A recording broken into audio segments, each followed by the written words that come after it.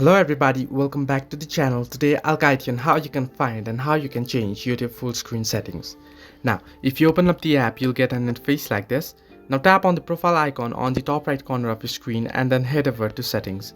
Now once in settings, you wanna tap on general, and if you scroll down below, you'll find the option zoom to full screen. Now enable it, and what this does is if you open up a video and if it is not playing on full screen. Now if I open up this video and tap on this square icon here, the video will be uploaded in full screen. However, if it's not playing on full screen, then what you can do is you can say it's not playing on full screen. Then you can tap your two fingers and then swipe your fingers outwards your screen and it'll be played on full screen. You can zoom in and you can zoom out. So this is particularly YouTube full screen settings. Hope this helped you. Do like and subscribe, and do not forget to leave a comment down below if you have any further issues.